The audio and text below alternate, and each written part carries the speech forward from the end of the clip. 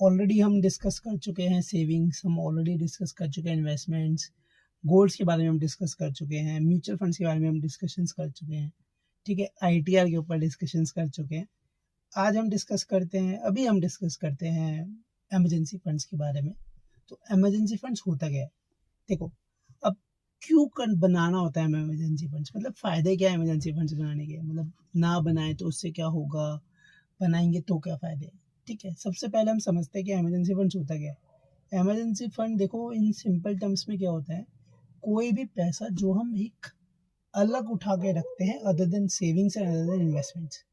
ठीक है, जो हमारा किसी भी कोई भी तरीके की अनएक्सपेक्टेड सिचुएशन के रिगार्डिंग जहाँ पर हमें पैसों की ज़रूरत पड़ सकती है, उस समय हम उस पर्टिकुलरली पैसे का यूज़ करेंगे। अब जैसे अनएक्सपेक्टेड है, अनवांटेड है, जो हमें पता ही नहीं है कब आएगा कब नहीं आएगा, तो उसी तरीके से इसके फीचर्स होते हैं कि इमरजेंसी फंड के अंदर होना क्या चाहिए, मतलब कहाँ पे पैसा इन्वेस्ट करना चाहिए जो जिस पे इस तरीके का फीचर हो। पहली बात तो लिक्विडिटी, कि मतलब अगर मुझे पैसा 24 आवर्स से लेकर 48 आवर्स के बीच में चाहिए तो वो मेरा पैसा निकल जाए। ठीक है, वो एक आपका फ़ायदा हो गया, मतलब वो आपके पास होना चाहिए फीचर के अंदर।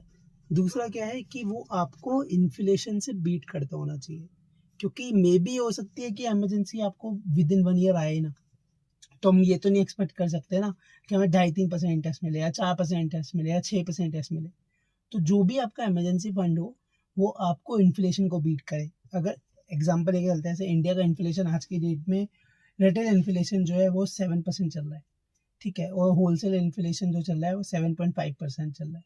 ठीक है, तो वो 7.5 को बीट करना चाहिए, जो भी परसेंट आपका, जहाँ पे भी आप इन्वेस्टमेंट करो।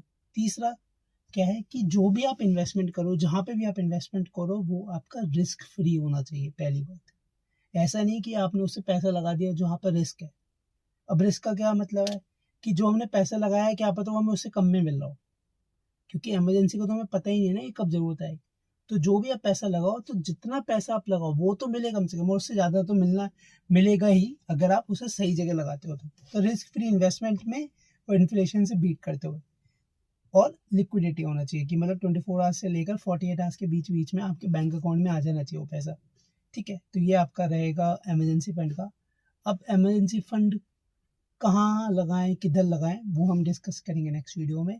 लाइक करें, अगर वीडियो अच्छी लगे तो लाइक करो, सब्सक्राइब करो, नहीं भी अच्छी लगे तो डिसलाइक कर दो। ठीक है, चलो बाय।